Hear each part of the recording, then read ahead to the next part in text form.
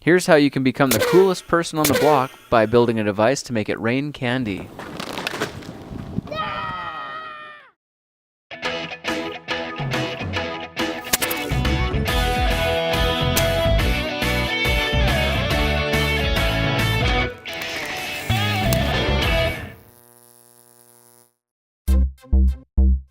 I started this project with a trip to my home improvement store for these PVC parts. I'm going to get the hard stuff out of the way, so I'll measure different lengths of Schedule 40 PVC pipe and start cutting. I'm mainly using 2-inch and 1-inch pipe for the cannon and 1 1/4-inch pipe for the detonator. A chop saw worked well for me, but I had to be careful because sometimes things like that happen. All the pipe is now cut to the lengths I want, and before I glue the pieces in place permanently, I'm going to dry fit them all together to see how they fit. My design is for 2 separate 12-inch air tanks joined together with 1-inch pipe and connecting to an inline sprinkler valve. I'm also going to add a manual ball valve and an end cap that I'll thread a pneumatic adapter onto later. This 90-degree elbow will be my base for a 2-foot tube of 2-inch PVC pipe that will act as my cannon barrel. It's looking really good and I'm very happy with the design, so it's time to glue it up. I'll use some purple primer to get the PVC ready for gluing, making sure to put a coating on all the parts that will be connected. Now I've finished gluing it back together using PVC cement, and I'm adding some thread tape to these connector nipples to ensure an airtight seal. I expect this system will be pressurized around 135 psi, and this should help prevent leaks. It's time for a pressure test. I'm going to start around 60 psi and test for leaks, then slowly work my way up over 100. I've closed off the manual valve and disconnected the air hose, and I don't hear any air leaking, so I'm going to test the sprinkler valve release by shorting it out on this 9-volt battery. It's actually a 24-volt valve, but a single 9-volt battery seems to work fine for this purpose.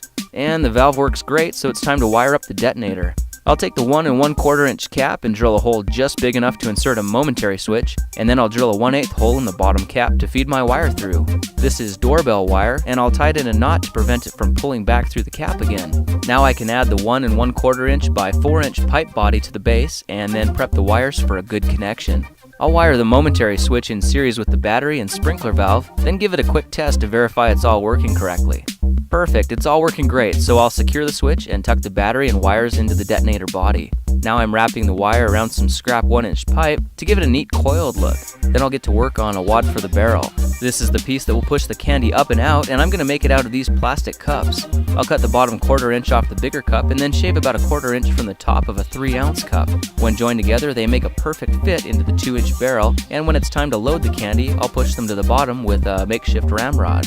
These are super cheap and surprisingly durable, but still gentle enough to convert this cannon into an epic water balloon launcher. Look for that in another video. Alright, this system is looking pretty good, but I want it to look amazing, so I'll clean off the UPC stickers with some adhesive remover and then spray paint it red and black. Everything is back together and I'm really happy with how this is looking. The daunting question now is, will it work or was this all for nothing? Time to test it out. The plastic cups are in place and I'm using these jelly candies for practice. It's ready to go in 3, 2, 1, fire!